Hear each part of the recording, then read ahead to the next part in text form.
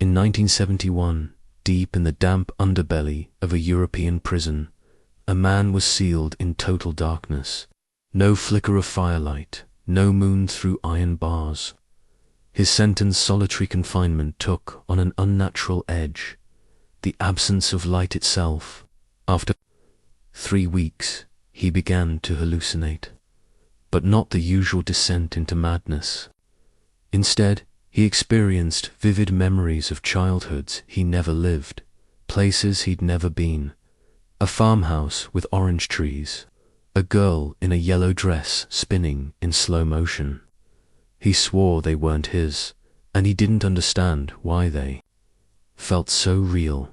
Doctors dismissed them as delusions. But the man, once released, spent the rest of his life searching for the people in his visions. Across the world and decades later, in a sun-drenched Tokyo apartment, a woman wakes up one morning, feeling like a stranger in her own body. Her thoughts are heavy, her limbs sluggish. She has trouble concentrating. Her therapist asks, "Has anything changed in your environment?" Only one thing comes to mind. Her landlord had recently replaced her old skylight with a newer, more energy-efficient pane tinted to reduce glare. The timing was uncanny. She'd gone from basking in natural light to living under a constant blue-grey filter. It wasn't until she started spending more time outside letting unfiltered sunlight wash over her skin that she began to feel like herself again. These two stories seem worlds apart, one in darkness, the other in a city saturated with artificial light, and yet they share a thread: the profound and mysterious influence of light on our inner lives. What if our feelings, our most personal sensations of joy, despair, hope, and emptiness aren't fully ours at all? What if they're shaped, moment by moment, by the light around us? Light is everywhere, yet we rarely notice its grip on us. It doesn't yell or push. It whispers. It slips into our circadian rhythms, seeps into our neural pathways, and tugs gently at our chemistry. We know that light affects sleep, but what else? Can it alter memory, trigger rage, dull emotion, fuel hallucination? From ancient myths about moon madness to the precision of modern light therapy, humanity has always had a hunch. Light reaches deeper than the skin. This isn't just metaphor, it's biology. Serotonin, the neurotransmitter often called the happiness chemical, rises with daylight and falls with darkness. People deprived of sunlight for long stretches, polar researchers, submarine crews, prisoners report disorientation, mood swings, and a surreal disconnection from reality. Conversely, exposure to certain light wavelengths can heighten alertness, even create feelings of euphoria. The human mind, it turns out, is more photosensitive than we ever imagined. Are we truly in control of our emotional lives? Or are we more like walking light receivers, biological prisms refracting invisible signals into feelings, thoughts, identities? It's a disquieting idea, but one that gains weight when you look at the evidence. In the 1970s, researchers in Northern Europe stumbled upon a strange pattern. Psychiatric hospitals with predominantly north-facing windows, those that received the least direct sunlight, reported higher suicide rates. It was subtle, statistical, and easy to dismiss. But was it just coincidence? This is the beginning of a journey, not just through science and psychology, but through light itself. A hypnotic exploration of how photons influence the brain, how moonlight might fuel mania, how artificial lighting reshapes urban emotions, and how something as soft and silent as sunlight can shape who we believe we are. Beneath our skin, inside our moods, behind every good or bad day. something else may be pulling the strings. Long before we understood the speed of light or its electromagnetic properties, humans worshipped it. 2,000 years ago, ancient Greek physicians built temples specifically designed to capture the first rays of dawn. These healing sanctuaries, known as Asclepia, were often oriented toward the east, not by accident, but with the belief that morning light held restorative powers.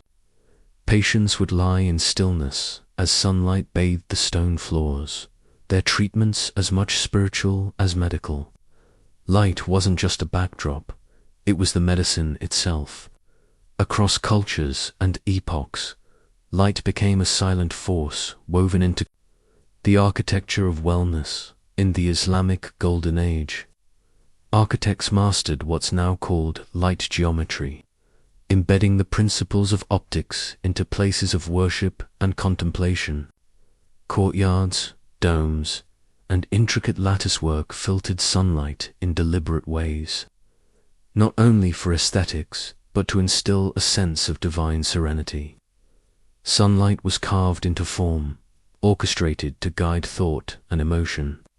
Centuries earlier, and later, the same reverence echoed through Christian monasteries, where the timing of monastic prayer was synchronized with the rising sun.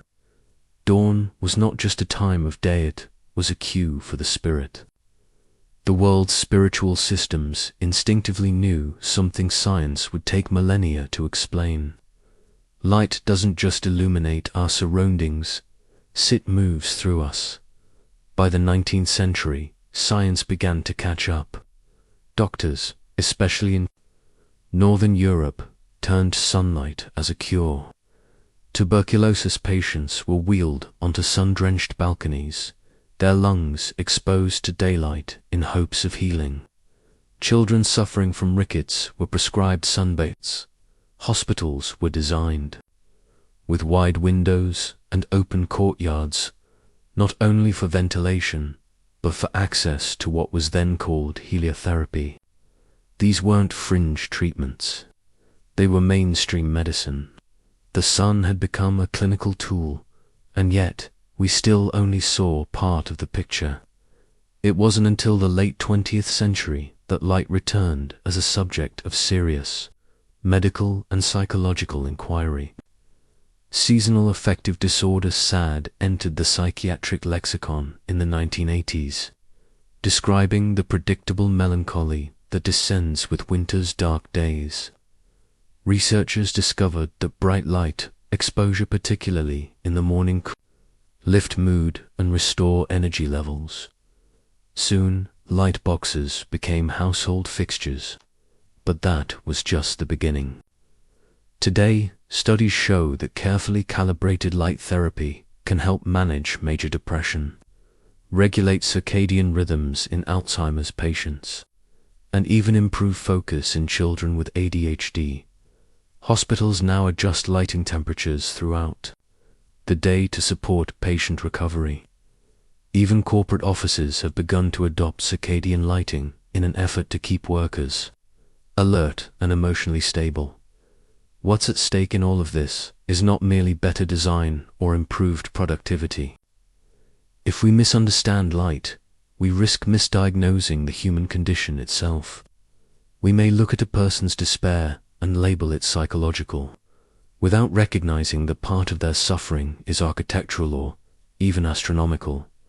A poorly lit bedroom, a basement apartment, a night shift job all may be silent accomplices to emotional imbalance. We have spent centuries treating symptoms without recognizing that one of the root causes might be as pervasive and invisible as light itself. This brings us to a powerful and humbling realization. Light doesn't just illuminate, it modulates. It slips past our eyes and into the hypothalamus, tweaking our hormonal systems, regulating melatonin, cortisol, and serotonin.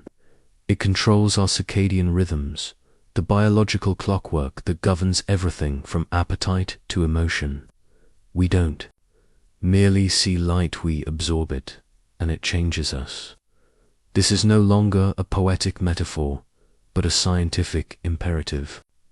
If we hope to truly understand how the mind works, we must consider not just what's happening inside the brain, but what kind of light is falling on it. In the late 1980s, a quiet but seismic discovery took shape in the fluorescent lit labs of the National Institutes of Health. Scientists, studying the biological roots of mood disorders, stumbled onto something remarkable. Light wasn't just entering the eye to create vision, it was entering to command the body. Through a direct neural pathway, light influenced the hypothalamus, the brain's master regulator of mood, appetite, and circadian rhythm. This revelation appended centuries of assumptions. Light wasn't merely passive or visual. It was a biochemical force, an invisible conductor directing the emotional orchestra of the brain. The key players in this hidden system were a type of retinal cell that had gone unnoticed for decades. Intrinsically photosensitive retinal ganglion cells, or IPR-GCs. Unlike rods and cones, which form the foundation of sight, IPR-GCs don't help us see at all. They don't register shapes or colors. Instead, they detect the presence and quality of light, particularly blue wavelengths. Send that information to parts of the brain that govern far more than sight. The suprachiasmatic nucleus, the pineal gland, the amygdala. These light-sensitive cells form a backchannel of perception, one that tells the body when to wake, when to sleep, how alert to feel, and whether to brace for stress or relax into calm. This discovery reshaped everything we thought we knew about light. Blue light in the early morning, for instance, signals the start of the day. It suppresses melatonin, sharpens cognitive function, increases alertness, and boosts mood. But that same blue light at night, it confuses the body's internal clock. It delays sleep onset, disrupts hormone production, and raises nighttime cortisol, the stress hormone. In short, morning light heals, night light harms. The same wavelengths that energize us by day can agitate and exhaust us after dark. And here lies the dilemma, one that feels uniquely modern. We have flooded our world with artificial light. Screens glow late into the night. Street lamps bleach our cities in lead blue. Bedrooms are lit like offices. We are, biologically speaking, time travelers bathing in perpetual daylight, regardless of the hour. Our IPRGCs, primitive and trusting, don't know how to disobey this unnatural cue. They listen, they obey, and in doing so, they shift the delicate balance of our emotional and physiological systems. Rates of insomnia, anxiety, depression, and burnout have surged over the past few decades, not in isolation, but possibly in response to a world that never dims. We thought light was just a utility, something to flick on, adjust, or ignore. But in truth, it is a force our bodies respond to with absolute obedience. We do not merely see light, we hear it, feel it, and suffer in its absence or its excess. In an age ruled by artificial illumination, the question becomes urgent. What happens to the human mind when it is constantly told it's daytime, even in the dead of night? The deeper we journey into the relationship between light and emotion, the more one truth becomes inescapable. The modern world has fractured our natural light rhythms, and our minds are unraveling in response. Light was once predictable. It rose and fell with the sun, offering the body a reliable rhythm of alertness and rest, stimulation and restoration. But over the past century, especially since the dawn of electric lighting, we've dismantled that rhythm. And while our bodies continue to obey light's ancient commands, the signals they now receive are wildly mismatched to nature's intent. In a remote Norwegian village called Rjukan, winter brings near total darkness for months. For generations, residents endured seasonal depression as a fact of life. Then, in 2013, the town installed a giant solar-tracking mirror high on the mountainside. It reflected beams of sunlight into the town square for just a few hours a day. The impact was immediate. Residents reported elevated mood, higher energy, and even improved sleep. Depression rates dropped noticeably. The message was clear. A few hours of natural light, correctly timed, could outperform pharmaceuticals. Light, it turned out, could be medicine. Contrast that with the experience of night shift nurses across the globe. These caregivers, working under harsh artificial lighting during the body's biological night, report troubling symptoms: emotional flatness, disorientation, persistent fatigue, and chronic insomnia. Many are prescribed antidepressants or sleep aids, yet few find relief. Their bodies are obeying a schedule completely out of sync with light's intended rhythm. The problem isn't only psychological. When exposure to light is mistimed or miscalibrated, it triggers a cascade of biochemical disruptions. Cortisol production spikes at the wrong hours. Melatonin is suppressed. Serotonin, the neurotransmitter linked to happiness and stability, becomes unbalanced. Dopamine, tied to motivation and reward, also falters. The result is a body confused at the molecular level, caught between light's command and darkness's unmet promise. This raises an urgent and controversial question. Should we begin treating light the way we treat diet, medication, or even vaccines? Carefully, deliberately, with regulation and individual guidance. After all, if incorrect lighting can deregulate neurotransmitters, erode sleep, and increase anxiety, then its misuse is no less harmful than an imbalanced diet or drug. Yet our built environment, schools, hospitals, office towers rarely reflect this truth. Most schools blast fluorescent lights all day long. Many hospital rooms face shaded courtyards or artificially lit corridors. Few workplaces consider light quality as a factor in emotional well-being, despite rising rates of burnout and mental illness.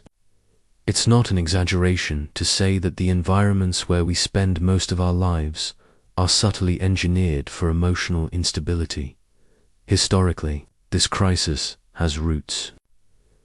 When Thomas Edison unveiled the electric light bulb, the world hailed a new era of human productivity. But with longer workdays came unintended consequences. No longer bound to the sun, people worked deeper into the night, slept shorter hours, and began to spend more time indoors. What was seen as progress may have eroded a core component of mental resilience: exposure to natural light at natural times. The artificial extension of day shifted humanity onto a biologically unrecognizable path, and in the 21st century, a new actor has entered the stage: the tech industry. Smartphone and app developers have known for years that screen brightness, color temperature, and notification timing affect user engagement, by extension, mood.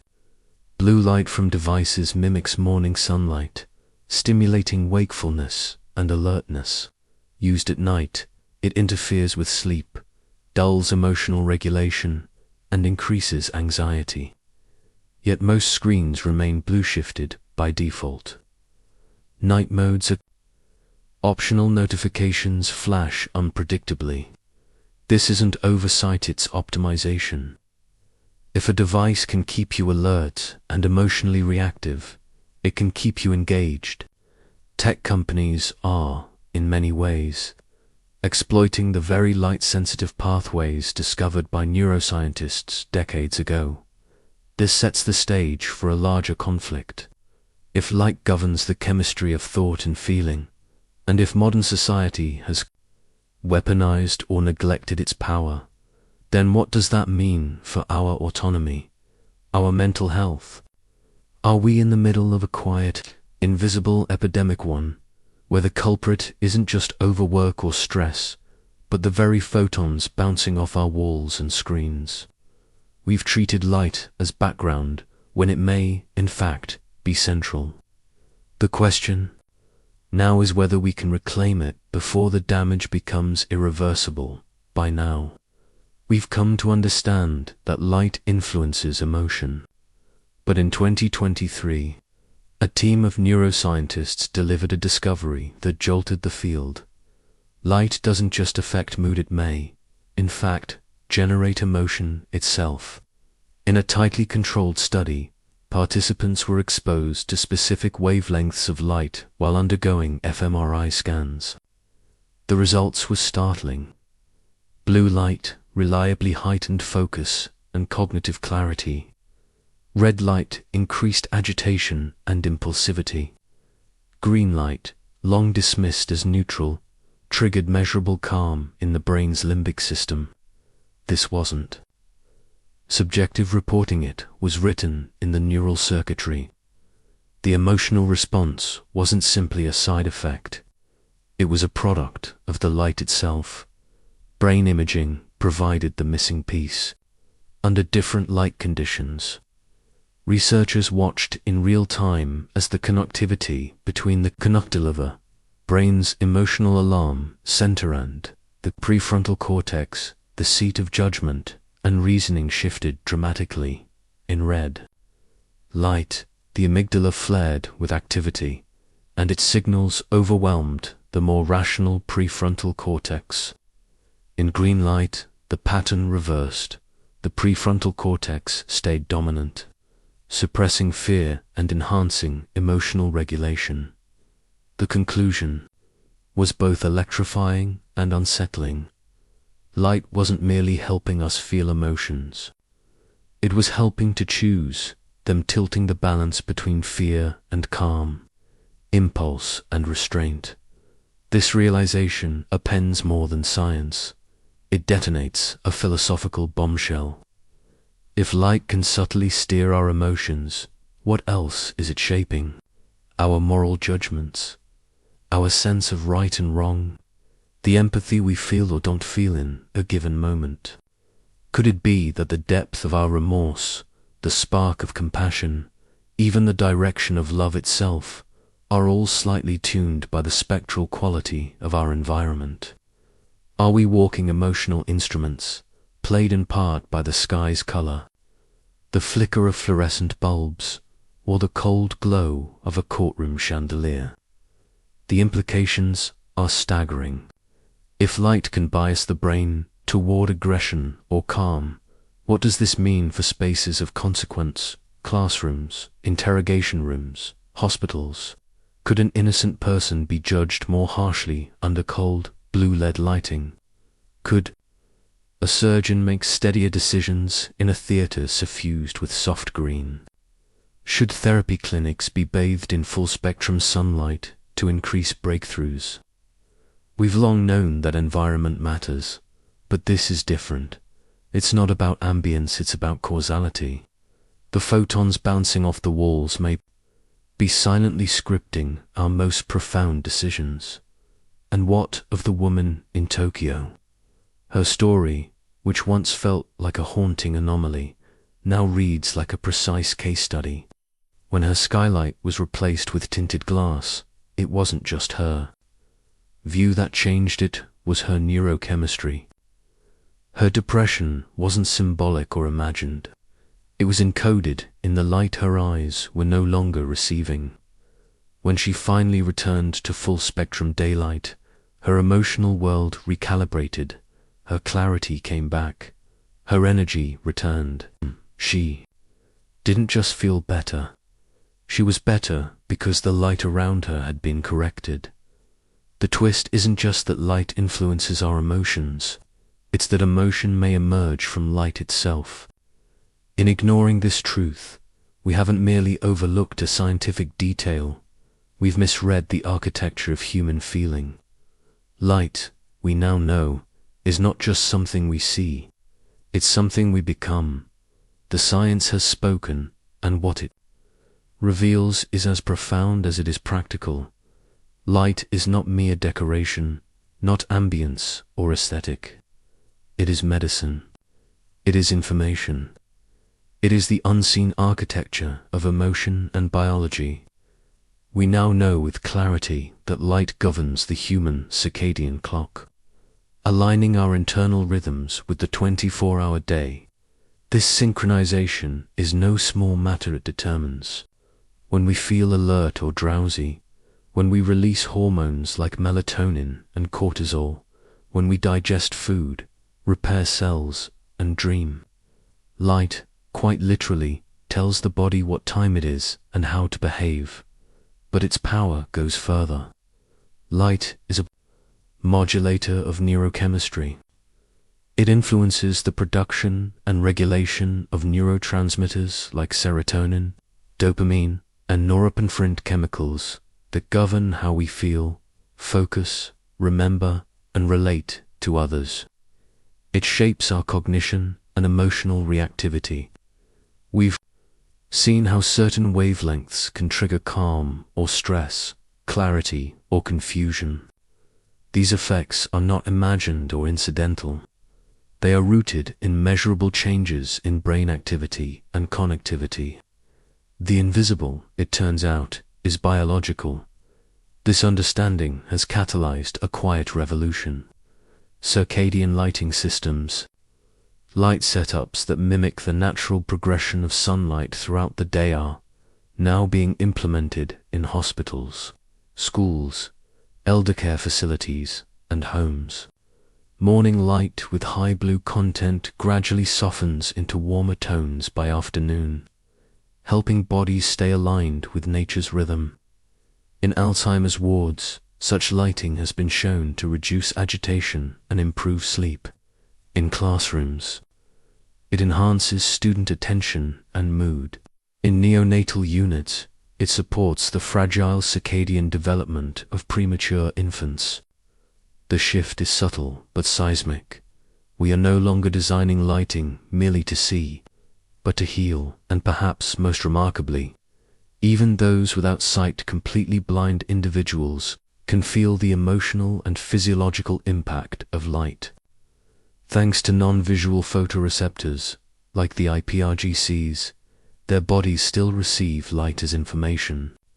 Their sleep cycles, hormone levels, and emotional states respond to light exposure, even in the absence of conscious vision.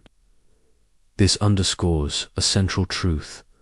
Light speaks to the body in a language deeper than sight. It is a signal system etched into our evolutionary biology. From this new understanding, practical guidance emerges. To support mental health, seek out natural morning light, ideally within an hour of waking. 10 to 30 minutes of daylight exposure can boost serotonin, enhance mood, and reinforce circadian alignment. As night approaches, reduce blue light, exposure dimming screens, using warmer lighting, and protecting the darkness that sleep requires. These small adjustments are not lifestyle tweaks, they are biological recalibrations across the globe. Architects and urban designers are taking note. Buildings are now being conceived in partnership with neuroscientists, incorporating light as a primary element of psychological design. Offices are integrating tunable lighting to support energy and focus.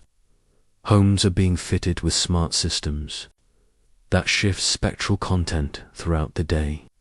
Hospitals are rethinking patient recovery rooms based not on square footage, but on access to full-spectrum light. This is more than innovation, it's the recovery of an ancient wisdom, now verified by science.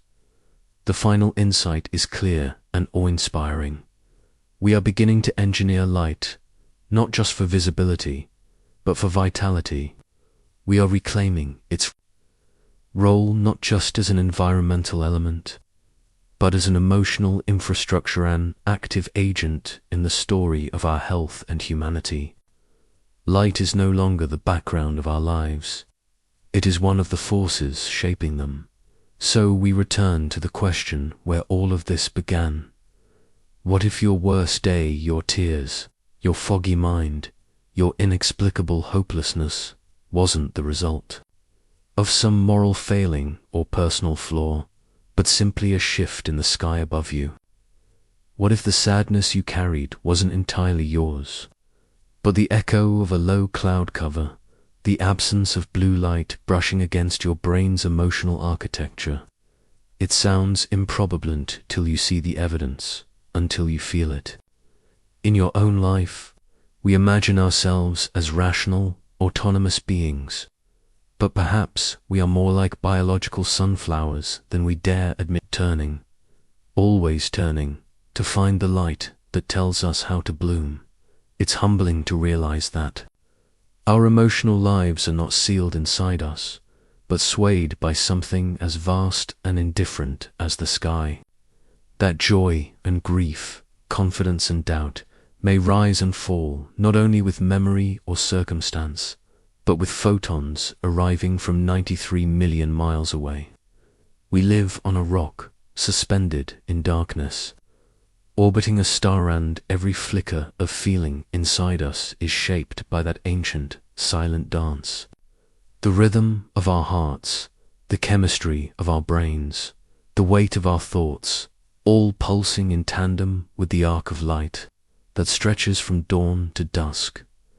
This understanding doesn't diminish us. It connects us intimately to something bigger, older, more constant than anything we build. If light is our first and oldest companion, then how much of who we are is simply its reflection? How many of our beliefs, our reactions, even our loves, are gently guided by wavelengths we can't name but always feel? Perhaps the most radical thing we can do, then, is also the simplest. Step outside. Let the morning sun touch your skin. Let your eyes drink in the light, not just for vitamin D, but for balance, for mood, for meaning. Pay attention not only to the weather forecast, but to how your mind bends with the light. Adjust your home. Reclaim your rhythms. Invite daylight into your life, not as background, but as vital nourishment for your thoughts, your patience, your capacity to feel. And as we close, imagine a time lapse, a field of sunflowers, asleep, in the blue-gray pre-dawn, slowly waking as the sun crests the horizon. Petals stretch open, leaves tilt toward the golden source. There's no drama, no decision, only a perfect biological faith in the light. That's us. That's all of us. In some quiet way, we don't just need light to see, we need it to feel.